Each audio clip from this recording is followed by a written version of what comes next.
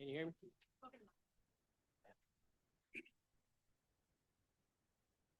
Not working. All right. Good afternoon, ladies and gentlemen. Welcome to the Dawson County Board of Commissioners voting session. Today is Thursday, March the 19th, 2026. Appreciate everyone's with us in attendance as well as those that are with us online. We'll start out by coming out of executive session. I'll entertain a motion to come out of executive session. Make a motion to exit executive session. Second. Motion by Commissioner Stowers, seconded by Commissioner Turkett. Discussion. Hearing none, please vote.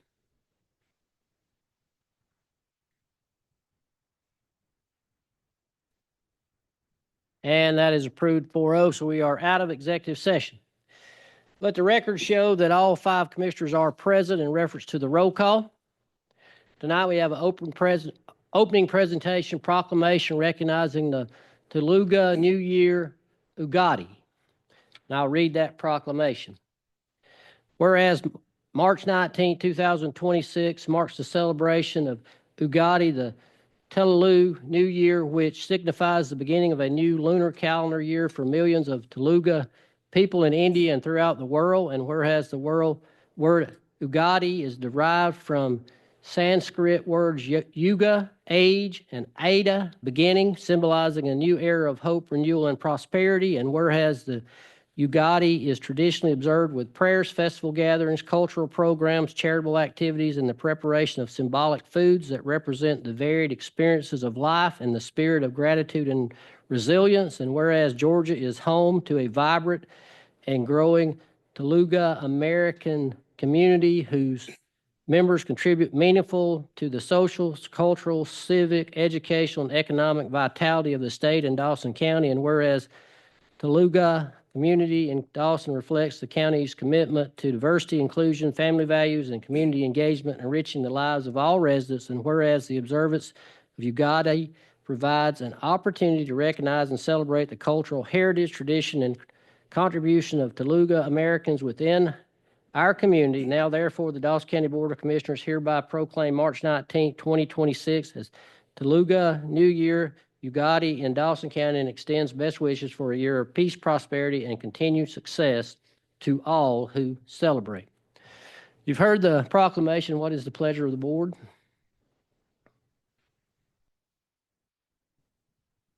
Motion to approve the resolution. Second. Motion by Commissioner Gaines, seconded by Commissioner Stowers. Discussion. Hearing none, please vote.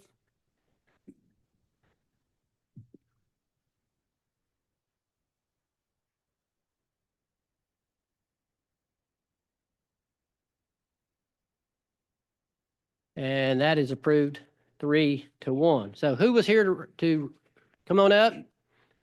Were y'all wanting to get a photo? Okay, come on up.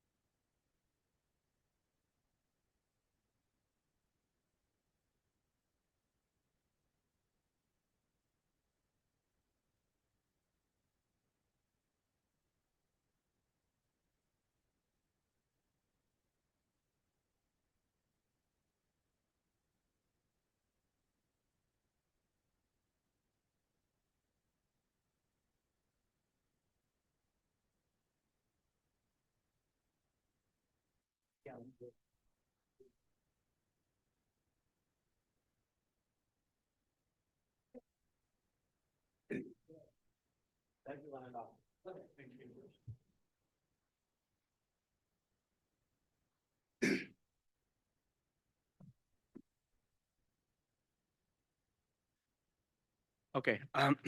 So first of all, thank you for making sure that we are here and we are presentable. We sincerely thank the Dawson County Board of Commissioners for recognizing the Telugu New Year Ugadi with this official proclamation. We extend our heartfelt gratitude to Chairman Billy Termon. We also thank Commissioners Seth Stowers, Chris Gaines, Alexa Bruce, and Chad Turkett. Thank you for supporting and celebrating the diversity and cultural traditions that enrich our community in Dawson County. We would also like to thank our County Clerk Christine Cloud for making sure getting this proclamation towards the commission. This recognition means a lot to our community and hope we all get a commitment honoring and embracing the diverse cultures. Once again, thank you and wish you a happy Telugu New Year Ugadi to all of you. Thank you. Thank you. All right, I'll ask everyone to please stand for a brief invocation and pledge. Would bow your heads. Our dear gracious Heavenly Father, we thank you for this day and for the many blessings of life. We'd ask that you give us knowledge and wisdom to carry out the business of this county. Anything that we accomplish, we'll give you the honor and glory. In Christ's name we do ask and pray. Amen. Pledge allegiance to the flag of the United States of America and to the republic for which it stands, one nation, under God, indivisible, with liberty and justice for all. You may be seated. Are there any announcements on the board? Any announcements on the board? We'll move on to the approval of the minutes. First up, the other minutes work session held on March 5th, 2026. Any additions or deletions? Motions? Motion to approve is presented. Motion by Commissioner Stowers, seconded by Commissioner Bruce. Discussion. Hearing none, please vote.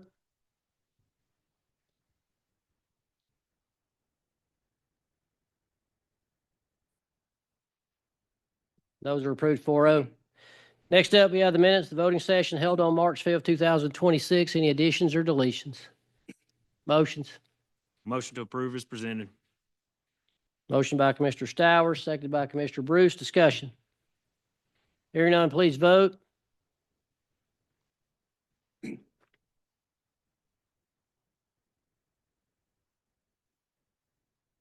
And that is approved 4-0. Next up, we have the approval of the agenda. I do have one change to the agenda. It'd be removal of number 4 under new business. That'll appear on the April 2nd, 2026 voting session agenda, and that is consideration of an agreement for the allocation of hotel motel taxes with Dawson County Convention and Visitors Bureau Division of the Chamber of Commerce. There's still a couple of things that are being worked out on that, and so that will be on the April agenda. So I'll entertain a motion to approve the agenda with that one change. Motion to approve the agenda as amended. Motion by Commissioner Stowers, seconded by Commissioner Bruce. Discussion. Hearing none, please vote.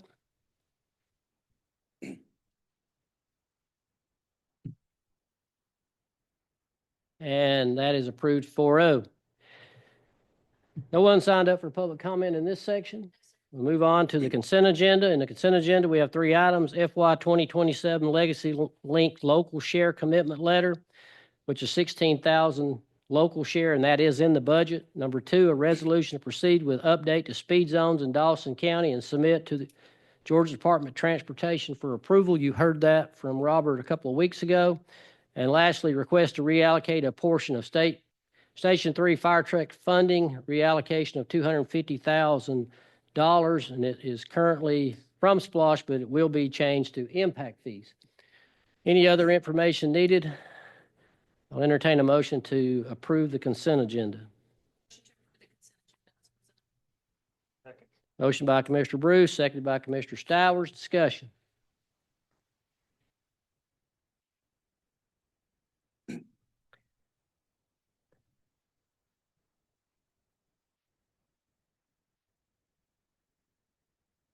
And that is approved 4-0. Next, we'll move on to public hearings. First one tonight we have is proposed revisions to the county's purchasing policy ordinance. This is the first of one hearing. And what we're talking about here is some updates to the financial threshold updates, signing authority revisions, procurement process improvements, and policy cleanup and alignment.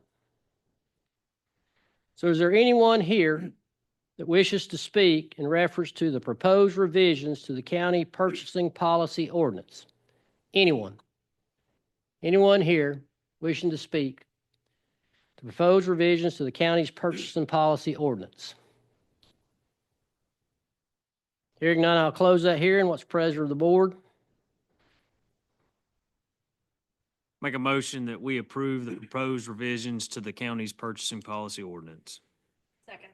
Motion by Commissioner Stowers, seconded by Commissioner Bruce. Discussion. Hearing none, please vote.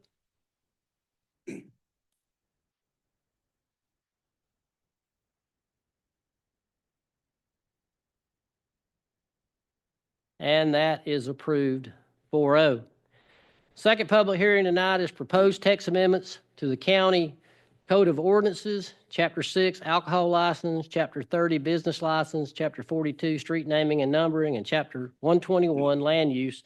This is the second of two hearings. The first hearing was held before the Planning Commission on February 17, 2026. Richard. Thank you, Mr. Chairman. I won't go through everything again like I did on March 5th, but I'll just give just a couple sentences. Staff has noted county code items proposed for clarification, addition, or deletion for items related to Chapter 6, which is alcohol, 30, business licenses, 42, roads, and 121, land use.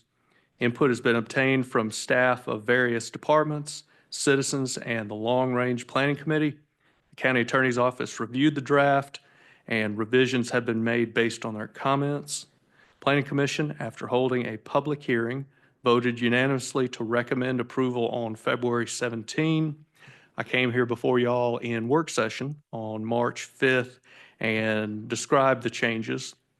Since that time, there has been just one minor change that has been updated in your packet for the black and white text amendment ordinance version. Thanks to Kristen, who always does a great job. This afternoon, I made a change to 30-68. You've got two versions in your packet, the old version, which is color-coded, red and green, and then the newest updated version that this afternoon Kristen put into your packet. So 30-68 from the original draft reviewed March 5th has been deleted. And this is, once I sit down, a public hearing, so anybody can speak for or against. If there are any questions from the board, I'll be glad to answer them, or from members of the public. But again, staff is asking for a vote of approval. Since it's been updated to delete 30-68, you'll just be voting on this ordinance format. Questions for Richard? I have a couple of questions. I know that you guys are anxious to get this passed as we are, but there's still a couple of things that I don't know if I feel comfortable moving forward yet, just some things that I want to have a little bit further discussion on. But there is something I want to talk about. I talked to Catherine a little bit about in the alcohol ordinance, how it said capping 2 package store. You can only own 2 package stores. And I know that's a state law. And then we were going to cap alcohol licenses at 3. From my understanding, there's only one person in the community that has 3 alcohol licenses. Can we cap it at 2 instead of 3? I don't have an objection to that. And do you happen to remember, and Catherine may be able to assist me, if you don't know the exact section, do you remember the exact section in Chapter 6? Absolutely Or- not. No. So yeah, we'll definitely make that amendment if you make a motion, but do you remember the section? I can't quote the exact section, but no, 2 would be appropriate. Okay. My question for legal is, or maybe y'all know, the person who already has the 3 licenses, they already own 3 businesses that require those 3 licenses. So next year they would have to renew those. If we did this, would they be grandfathered into that since they already own the 3 businesses? Okay. I just want to make sure they are. I don't want to mess up someone that already has it. I just want to cap it at 2 potentially before we have tons of people that have 3, 4, 5, I just don't know that that's necessary. Yeah, my understanding would be the only time that could potentially change is ownership, or if that person, decides to change licensees. So. Okay.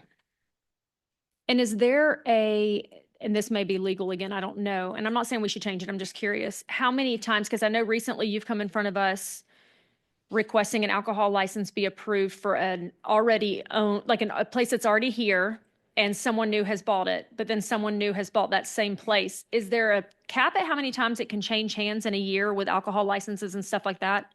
There is no current stipulation on it. and Okay, so state or county? Mhm. Okay.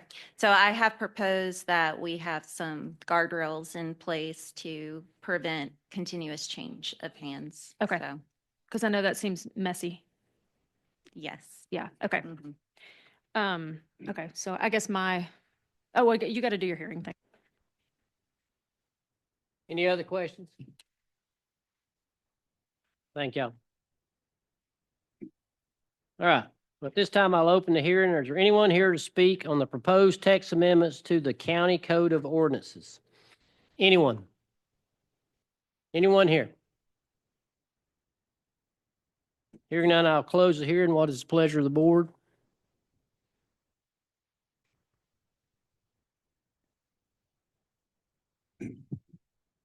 My recommendation would be that we, I guess, give it another 2 weeks till the next, table it till the next meeting.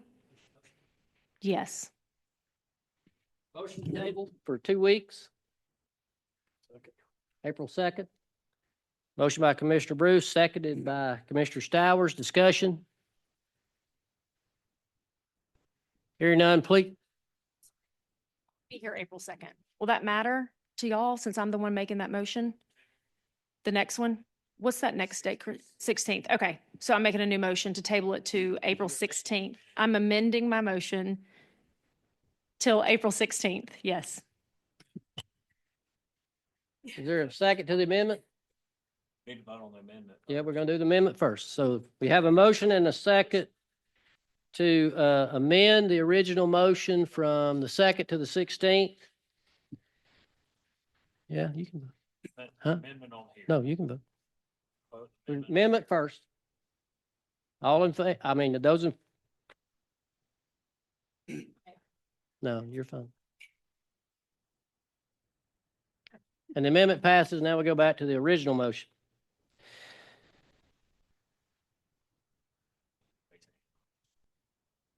You want us to? No, we can do it here. You can do it here. She's on the ball. Sure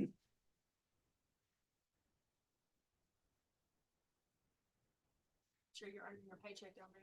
I've got it. She's got it. Any further discussion? Hearing none, please vote.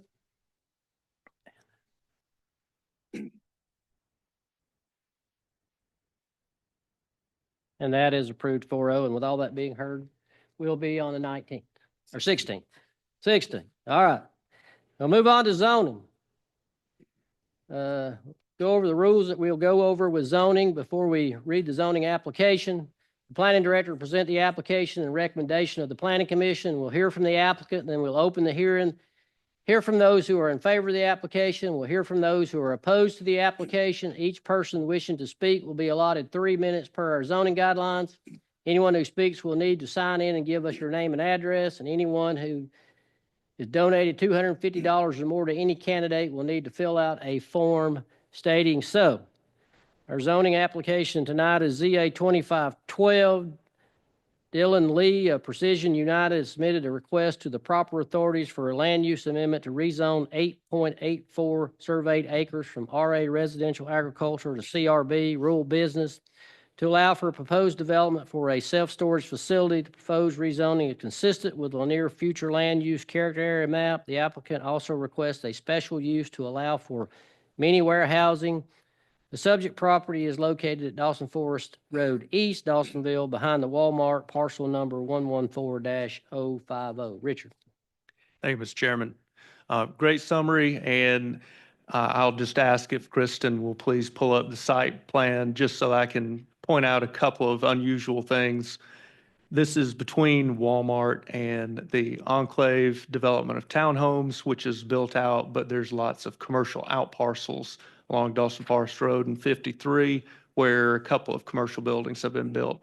So in between Walmart and the Enclave is this property where you see along the right side, the east property line, there is a creek. And so the applicants have been made aware of the county's 50-foot undisturbed stream buffer requirement from edge of rested vegetation. They will adhere to that standard. In the left, kind of upper left, you'll see that there's a space that looks sort of blank. It's in the sort of northwest corner area. that is a cemetery, and the applicants are aware of it. They're going to stay far away from it, and, as is typical with developments. And so the other item that was reviewed was a traffic study, which did not find, based on this type of use, significant enough impacts to warrant something like a traffic signal. The section of Dawson Forest Road, starting at the east with Thompson Creek Park and moving along this north side of Dawson Forest Road to 400, crossing 400 Lumpkin Campground, will eventually tie in with a county trail system. So because of that, a few years ago with the Enclave, a zoning condition was placed on that property for wider 8-foot wide sidewalks along 53 and Dawson Forest Road. So staff would ask that BOC consider, if after a public hearing, the BOC wants to follow the Planning Commission's recommendation of approval, that the BOC consider a zoning condition to require 8-foot wide sidewalk along Dawson Forest Road. Questions for Richard? I believe this is in the 400 overlay district, so is that correct?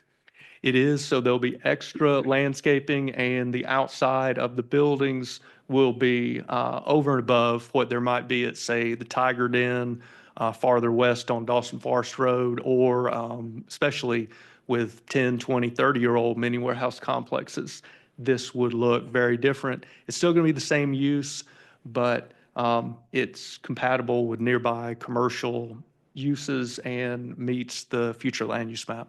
Do we have 400 overlay? Does it require full brick facades on the front? Or is it a percentage? It does on the front. It is brick or stone, and then 50% on the sides and rear. Gated 24-hour access, or is it just open? It will be, because the development you see at the top left and at the bottom left, you see these access points where folks who have the access can get in from behind Walmart or from Dawson Forest Road. The developers do not want that to be a cut through. And so, yes, it will have 2 gate points. Can we make a point to put a setback off of, it's not noted on the plans, but a setback off of the cemetery that's in the back? I mean, everything else is 50-foot buffer, 25-foot buffer, but can we put something in play? Because it's not on the plan here now to make sure that that happens. State law. The challenge with an exact amount is we may have some difficult comparing it to a property line setback. We can find, based on, survey and staked off exactly where a property line is and know exact how many feet a building needs to be when there's a building setback. Here, with this cemetery, it's 100+ years old. It may not have an exact boundary. We can do a rough guesstimate. So if you want to, we could for sure have a zoning condition. My biggest thing is, I mean, 100 you're feet or running something. you're running a 100,000-pound machine across the ground. Is it going to mess with any of that moving forward? It will not, and it cannot conflict with the actual cemetery, the grave sites. And as you see here, the nearest building is, I don't know if it would be exactly 100 feet from the closest grave site, but it would not be 10 or 20 or 30 feet. So, but if you want it to be 100 feet from approximately the nearest grave site, that would be appropriate. Good, thank you. Are there headstones or markers on those? I haven't walked this cemetery. It is fenced. Okay. But it's only showing fenced on 3 sides is what made me think about that. If there's, it is Yeah, I fenced, believe yes. it It's seems like the whole 100%. thing is- It is, but it doesn't show that. Is that, can we do that? Yes. I mean, that's not going to mess this whole thing up. If they need to, just like they had to push the buildings to stay away from the stream buffer. So if they have to push the buildings farther away from the cemetery or make them smaller, if that's what it takes, I mean, they'll have to do it. I think it's just respect for the people that are there and the family members that are, still have family there. I think for me, it's a no-brainer to put some type of setback. And to that. To that point, what is the access to that? Because the way that the gate looks like, it somewhat cuts off access to the cemetery with that parcel. So how would somebody that has a relative there that may want to visit the site for whatever reason, how do they access that?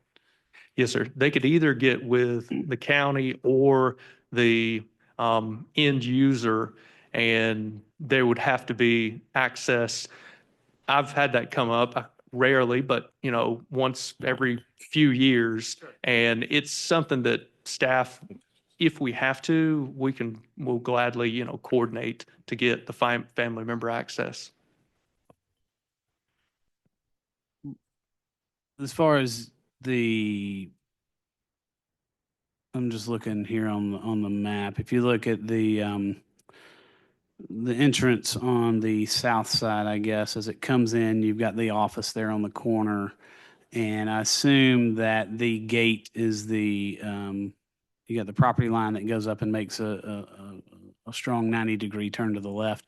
The fence is what connects off the corner of building D and comes back to the gate in front of the office. Is that right?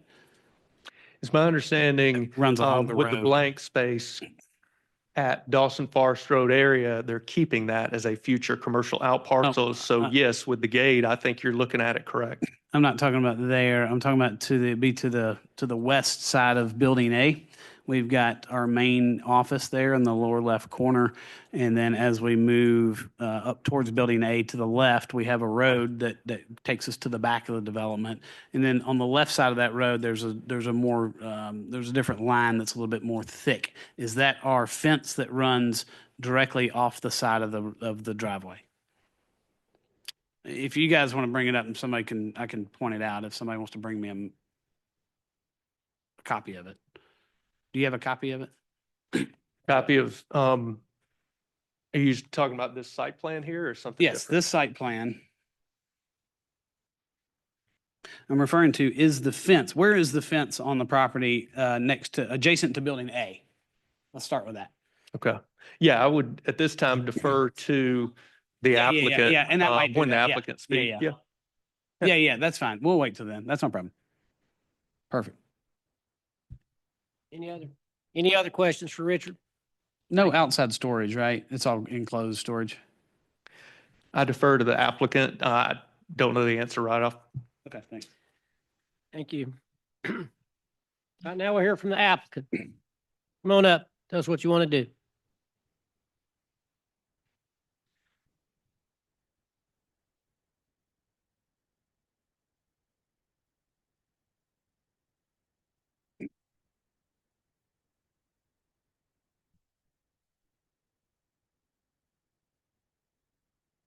My name is Dylan Lee with Precision United. I'm the applicant on behalf of our client for this property located here. We are requesting a rezoning from the residential agricultural to commercial rural business. The proposed use is self-storage, so we were also requesting the special use permit as stated in the application. I can answer a lot of those questions you guys had, and I'd be willing to do that here. But just to kind of highlight some of those answers for you, the cemetery has been GPR located. So we actually did underground radar system to locate any of the grave sites and those types of things. That has been marked on site, flagged, and located where those are. They do predate headstones. So at a certain point in time, there wasn't headstones. They predate any headstones. So we don't know whose they are, but they do have the small rocks that you've seen on the ground that denote where those grave sites are. There is a fence on the northern boundary, and I believe the western boundary close to Walmart of this cemetery. There is not one on the eastern and southern side.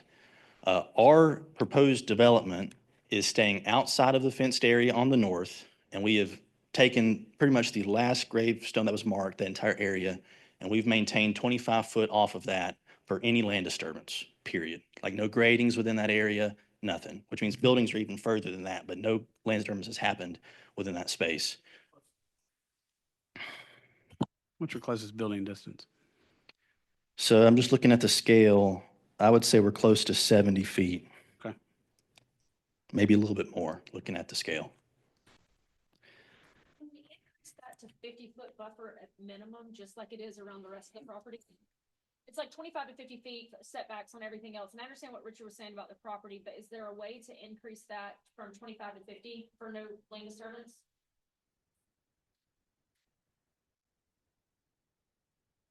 We could look at that and see how that works. I don't have the grading plan in front of me, but we can certainly look at that. In addition to the GPR location, we also had an archaeological review. That's a state requirement. So all that was done. In simpler terms, it came back clean. There was nothing that would have raised a red flag to cause further investigation from the archaeological review. All those documents are required to be shared with staff during our permitting process, as we will do all that at that time. Touching on the fence and the gate, would you like me to walk up and show you where those are? Gate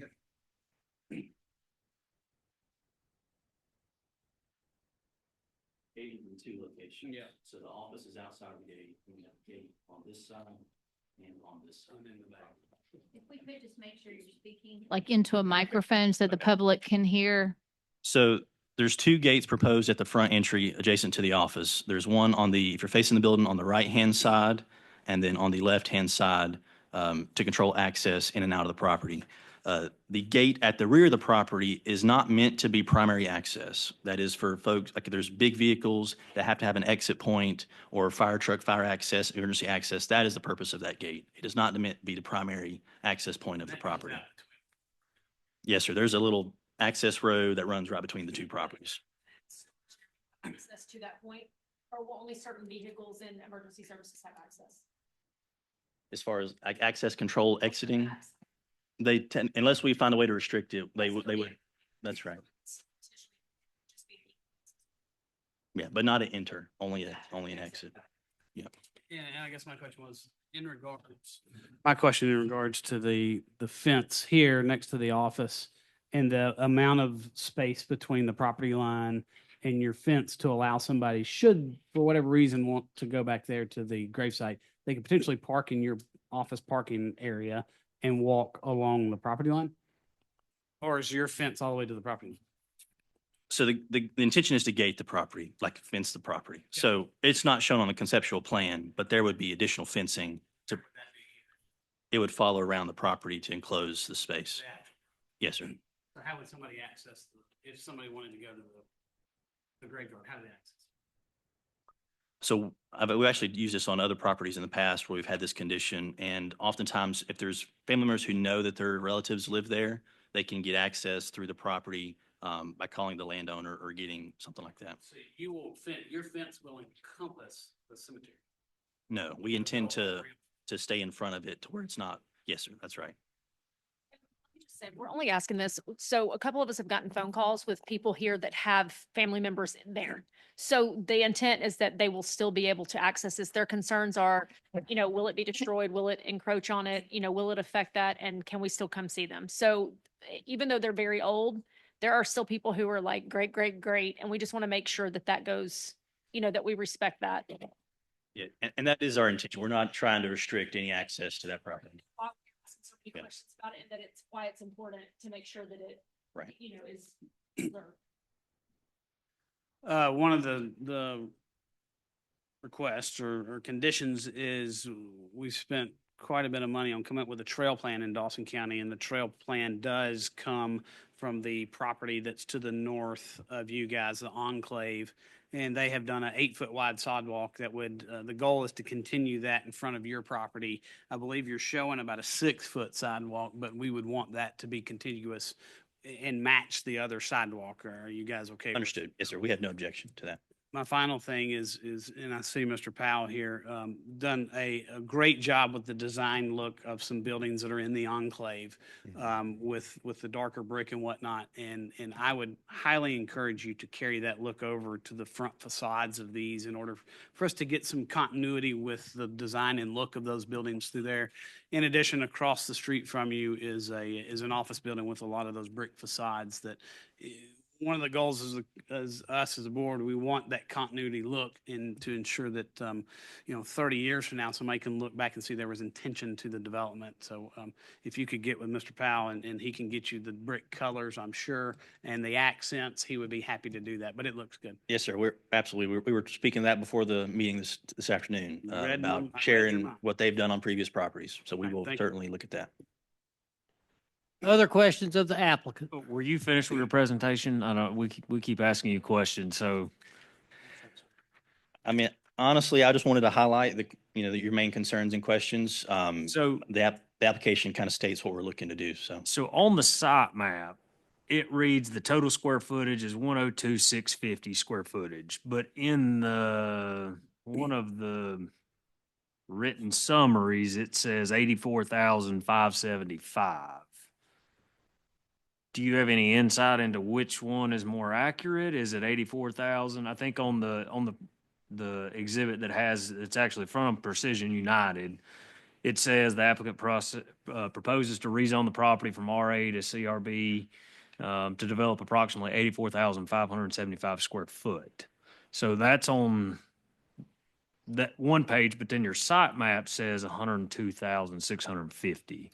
Yes, sir. So the correct number is a gross square footage of 102,000. Okay. The net rentable is around that 84 number. The original concept plan and site plan that was prepared didn't clearly state that, but the total square footage that proposed on this plan that you're seeing in front of you is the 102,650. And another question I had, staff originally had noted the concern for the parking that was provided. Have y'all went back and looked at what the county ordinance is for parking, and have y'all addressed the parking situation? Yes, sir. The demand for parking for self-storage is very, very minimal. Most all access is through loading zones. So we have, 30-foot wide drive aisles, which are rather large. That allows vehicles to park, unload, access the properties, and get into the building and still have vehicles able to pass.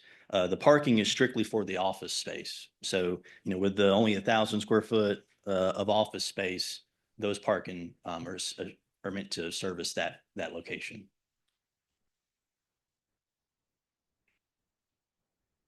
Richard, is there a specific amount of parking that is required? Yes, sir, there is. We do have minimums. We also used to have maximums, but, depending on the usage, some like this have very minimal use. And then occasionally we have a group, say a restaurant, that wants to have an extra amount. And that came up with Outback or one of the newer restaurants. So we do, yes, have a minimum. And if the number is way off, then a variance can be requested, but it's a gamble and not guaranteed.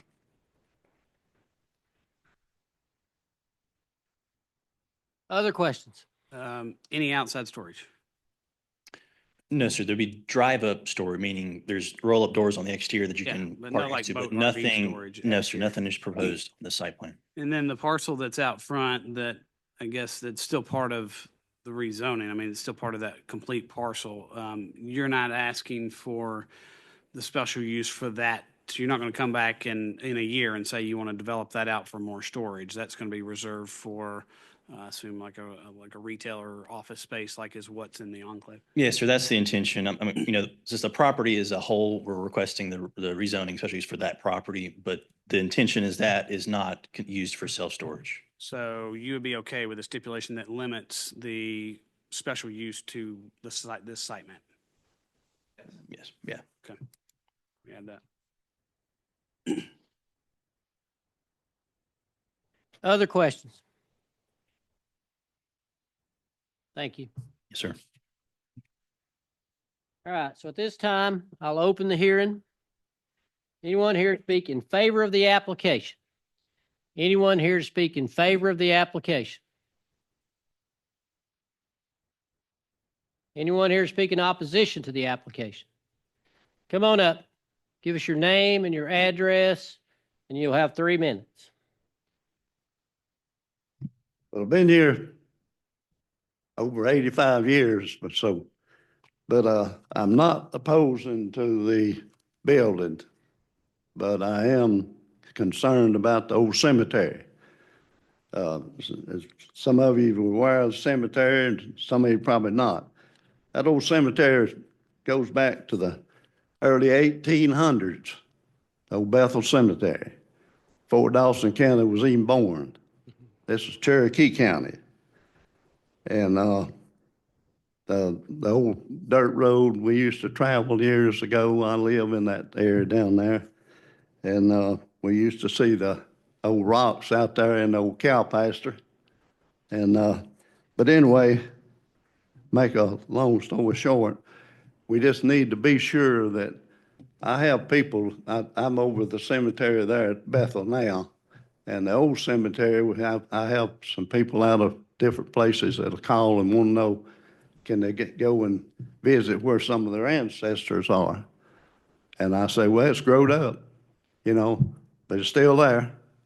So we do need to be sure they have access to it and able to get in there to it. I don't know.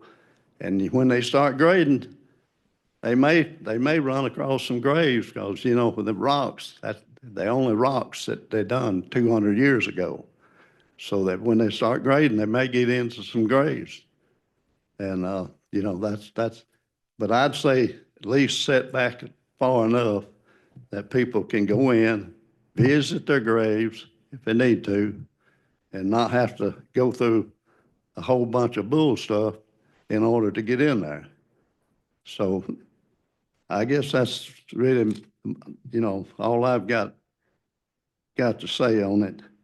But I would like you folks to at least take all that in consideration. Thank you. Please, sir.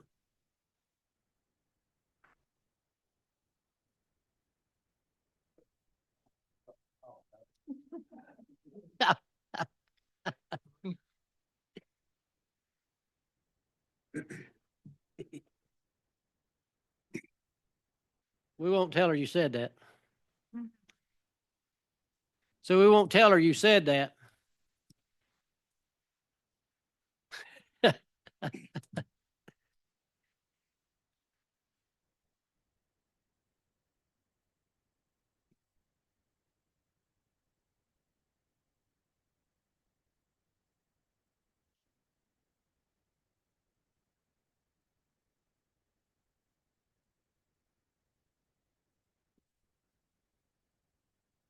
Thank you.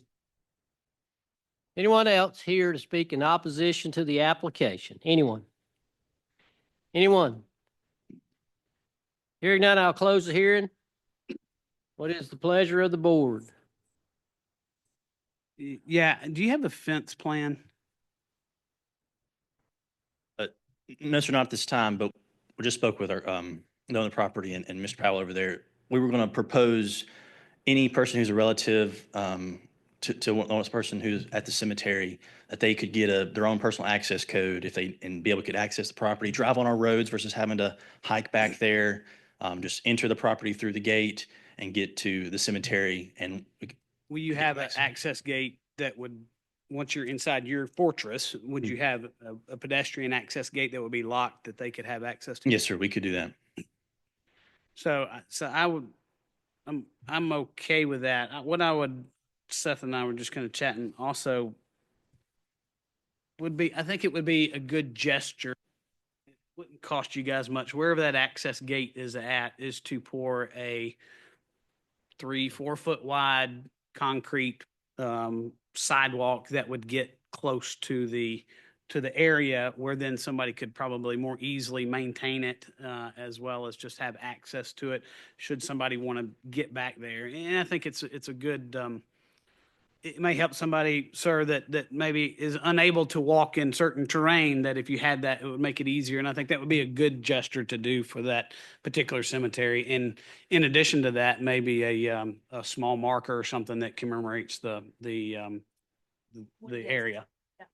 Yes, sir. Like maybe a sign or plaque or something Yeah, there. And I think, Yeah. I mean, we're kind of giving you a little bit of leniency here. So, I mean, depending on where you pick to put the walk-through gate, if y'all would be amenable to doing that 3-foot sidewalk, it wouldn't, Yeah, 50 absolutely. foot or so, 75 foot, something along those lines. Yes, sir. That makes complete sense. Yep. Okay with that.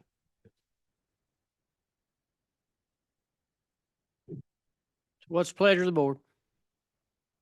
Read the stipulation. Yeah, who's got them? Go ahead. One more question. To Larry's point, the underground radar, how far out did you go from the closest rock? Do you know? I mean, I'm assuming y'all didn't do that entire parcel. I have it on a report. I know that we took the last marker that we found, and I believe our locator went 25 to 50 foot beyond that. It's outlined in our report. That during grading, I mean, that's a big deal. Yeah. 50 feet. 50 foot. Yeah, and if you do run into that during construction, I mean, I think it's a state law, there's some halts that automatically come into play. So should that happen, it could change the scope of your project because of that. Increased buffer. 50 foot. I think 50 foot for sure at a minimum. That way it protects y'all too, because if you go to start grading and you hit one, you're not destroying an old grave site, but then two, you're not having to adjust in that moment. So I think that I would strongly recommend doing or we could even include it in a stipulation if you are good with it, to extend that 50-foot buffer around the grave site. And I don't think we're going to have a problem because I'm reading this report. It recommends 50-foot buffer Okay. off of it, which means we probably did that in our initial design. Okay. So instead of the 25 feet, it was probably 50 yes, because feet. in the report, That's what it recommended. It recommends 50 feet. Okay.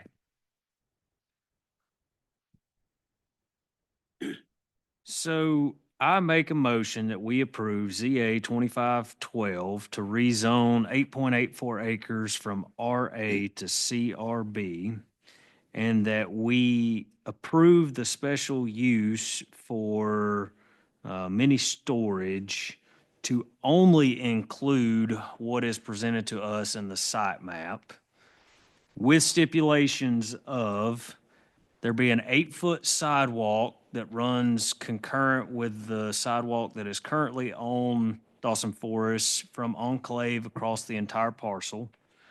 That we increase the undisturbed buffer from the last grade from 25 foot to 50 foot. So 50 foot of undisturbed space from that last grave.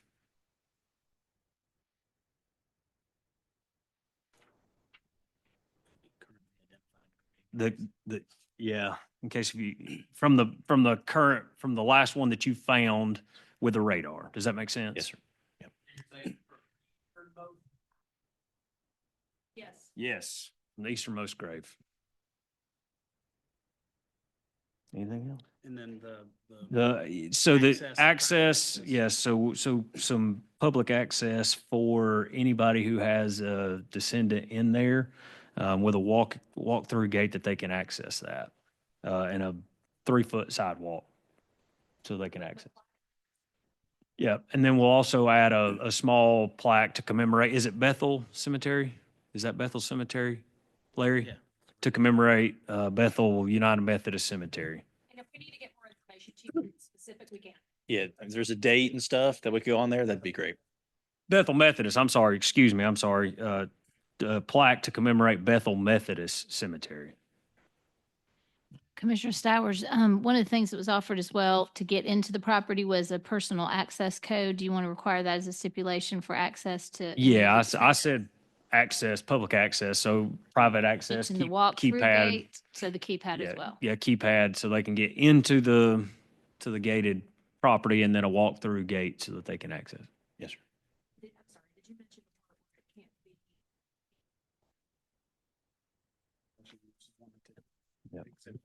Yep. I'll second that. All right, so we got a motion to approve by Commissioner Stowers, seconded by Commissioner Turkett. Discussion. Hearing none, please vote.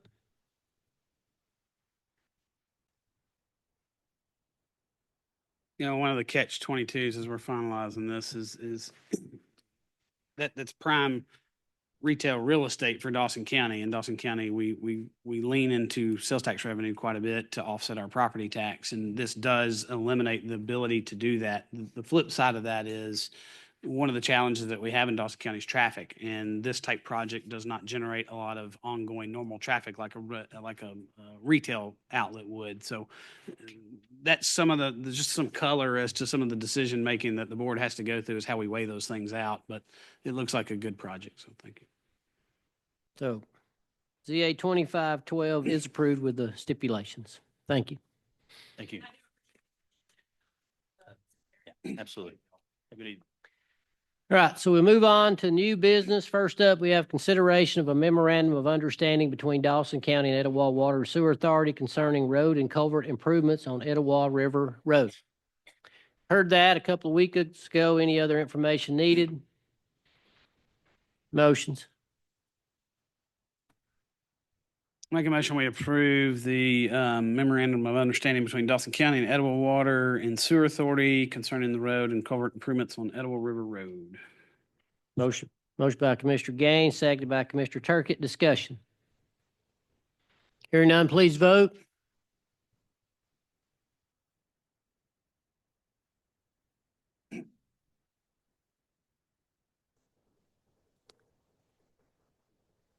And that is approved 4-0. Next up, we have consideration of IFB number 494-26, Longview Drive roadway and drainage improvements.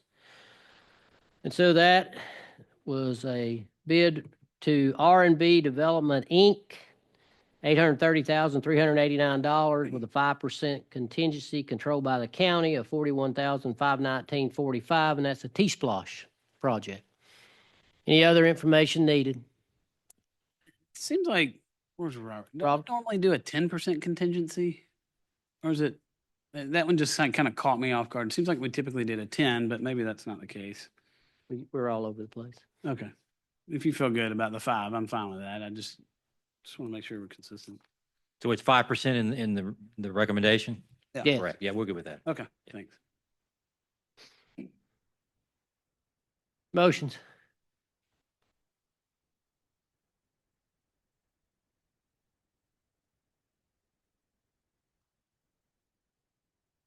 I'll make a motion, we approve IFB number 49426, Longview Drive roadway and drainage improvements to be funded out of T-Splosh. Second. Motion by Commissioner Gaines, seconded by Commissioner Turkett. Discussion. Hearing none, please vote.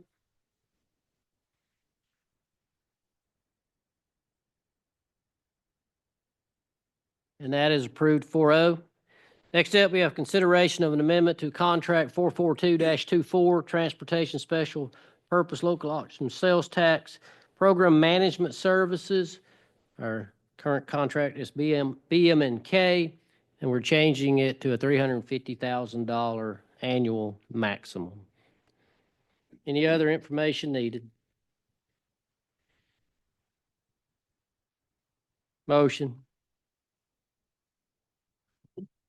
Sorry. I'll make a motion to amend the contract 44224 Transportation Special Purpose Local Option Sales Tax Program Management Services to, am I making it to BM&K? Because it doesn't just, I know, but it doesn't just cover their whole contract. Okay. Well, I guess which includes BM&K for, to a $350,000 annual max. Second. Bruce, seconded by Commissioner Turkett. Discussion. 250 or 350. 350. Hearing none, please vote.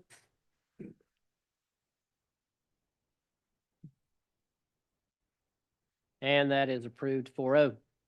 No one signed up for public comment in this section. And with that, we are adjourned. Thank you for your attendance.